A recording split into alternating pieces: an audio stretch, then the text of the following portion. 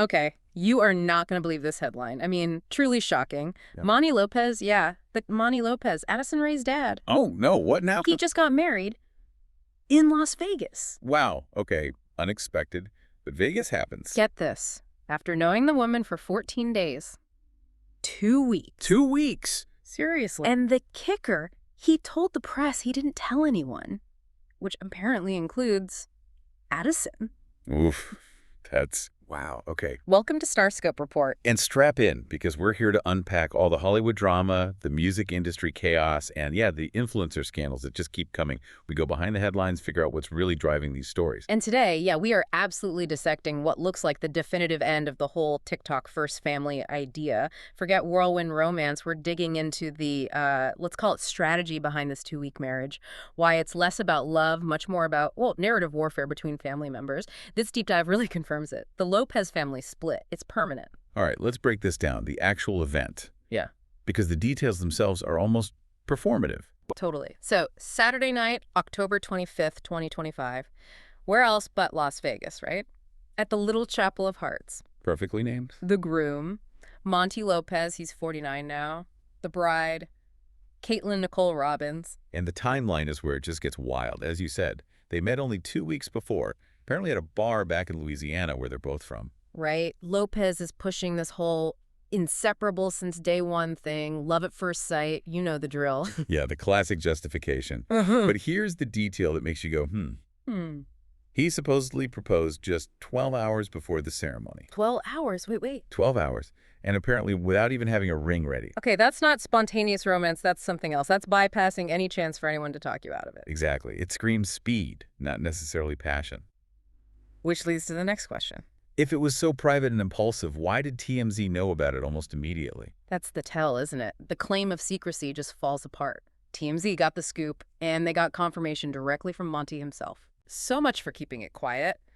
You don't call the biggest gossip site if you want privacy. Not a chance. And then the visuals started pouring out. They posed right away, marriage license in hand, wearing matching Superman T-shirts. Superman T-shirts, oh come. I know. And then a couple of days later, it's all over Instagram, selfies in just married sashes, Kaitlyn captioning photos, Mr. and Mrs. Lopez. Yeah. This wasn't secret. It was a launch. A media rollout. Precisely.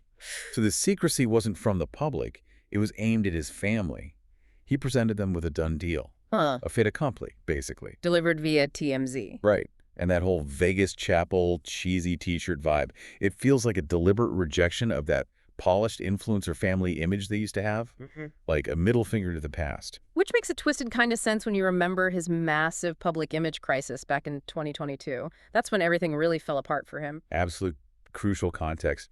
His reputation took a huge hit with those allegations about the affair with Renee Ash, who was, 25 at the time? Yeah, it painted him as really predatory, calculating, not a good look. Not at all. And it led directly to the divorce from Sheri Easterling being confirmed later that year. Those sources said they'd been separated for a while.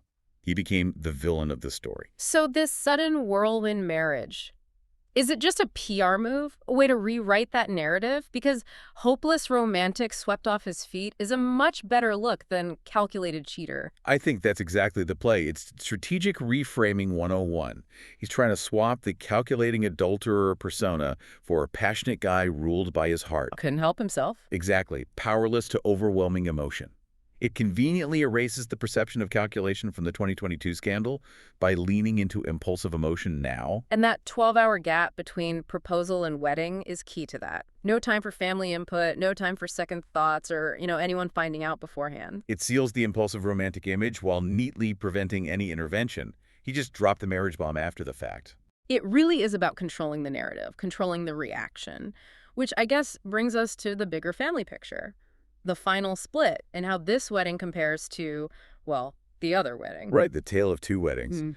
It's quite the contrast. You have to look at how Sheri, the mom, handled her narrative recovery. Yeah, she had her own moment of, let's say, public spectacle with that young gravy thing at the VMAs. Which felt very reactive at the time, definitely chaotic. But she followed it up with something much more grounded. She remarried Jess Curtis back in May 2024, and it seemed, normal. Stable. Exactly. An intimate ceremony, signaling a fresh start. But the absolute critical detail, Addison Rae was there. Right. Addison attended her mom's wedding. That's a huge public endorsement. It signals reconciliation, approval, family unity on that side. It screamed, Team Mom. Now, fast forward to October 2025. Monty's wedding. Addison, who's 25 now, wasn't there and wasn't even told beforehand. Now, okay, the official line might be, oh, she's busy on tour with Charlie XCX internationally. Convenient excuse. Very convenient. But for someone like Addison Rae, attendance isn't just about showing up, it's a statement.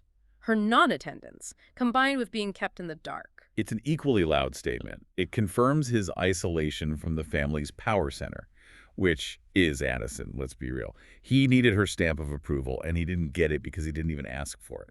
So Sheri remarries, gets the daughter's blessing, looks stable. Monty tries to pull off a similar moving on move, but does it in a way that just highlights his estrangement. It confirms the split is final. The original TikTok First Family brand is officially dead. Now it's two separate camps. Okay, let's talk about the new player here. Kaitlyn Nicole Robbins, the new Mrs. Lopez. Her profile seems almost too perfect for Monty's narrative needs right now. Doesn't it just? She's identified as a medical professional from Louisiana, like Monty. And very importantly, she seems to be a private citizen, not an influencer, not chasing clout. Why is the medical professional part so significant, you think, beyond just, having a normal job? It's the symbolism. It's the antidote to the 2022 scandal. That was all about LA, influencers, chasing youth and fame, marrying someone in a stable, respected profession like medicine. It screams maturity, stability, connection to the quote-unquote real world. The polar opposite of the influencer scene. Exactly. It's meant to signal he's grown up, he's serious now. And the Louisiana connection plays into that too, right? A return to roots, away from the perceived corruption of Hollywood and TikTok fame. It's a narrative cleanse. So now the battle lines are drawn.